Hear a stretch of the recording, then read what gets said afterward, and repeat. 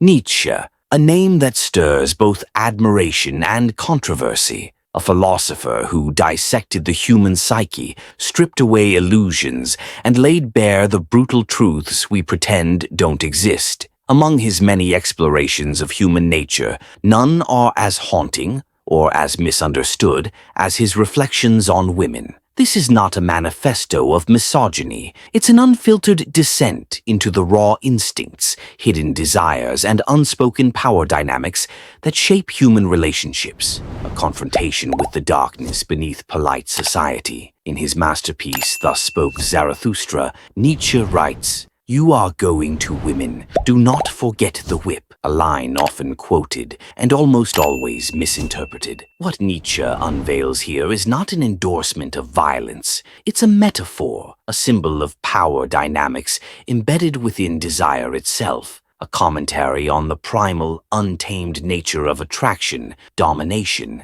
and submission. Nietzsche believed that beneath the layers of civilization lies a raw will to power. And in the relationship between men and women, this struggle manifests in unique, sometimes brutal ways. He argued that men fear women because women, through instinct, possess a profound influence over them, an influence wielded not through overt force, but through mystery, seduction, and the power to arouse both ecstasy and ruin. Modern narratives often paint relationships as partnerships built on mutual understanding. Nietzsche, however, tears down this comforting illusion. He suggests that love itself is a battlefield, a constant negotiation of dominance, need, and control, disguised beneath the tender language of romance. In revenge and in love, woman is more barbarous than man. Nietzsche.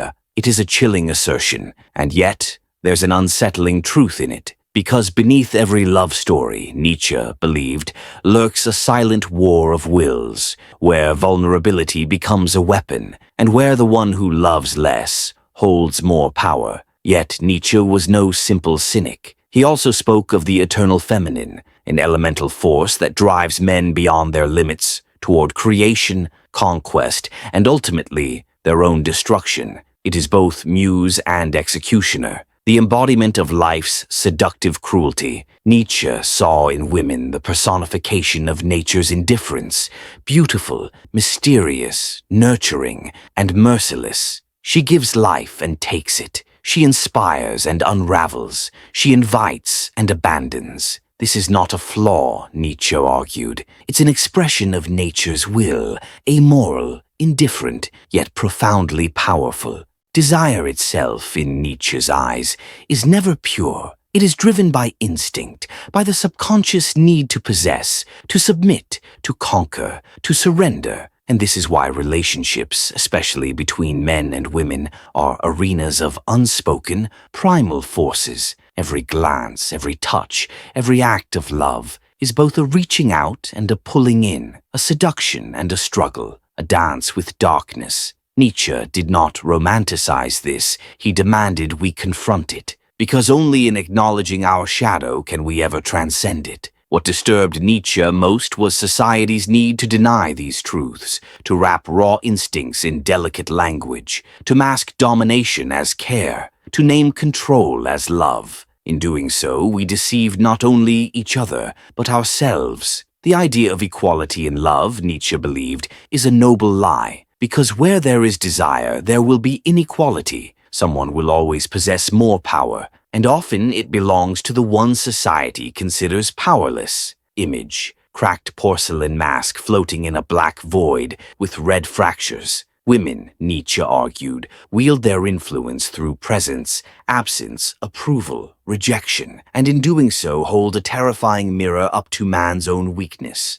Nietzsche wasn't interested in offering solutions. He sought liberation through brutal honesty. He believed that to be truly free, one must first confront the shadow, to accept that human relationships are built upon need, control, manipulation, and yes, genuine connection. But connection born from the acceptance of our darker nature, not the denial of it. Become who you are, Nietzsche. And to do that, one must acknowledge the truths society tells us to forget, including the ones about love and the ones about women. So what is the brutal truth about women, according to Nietzsche?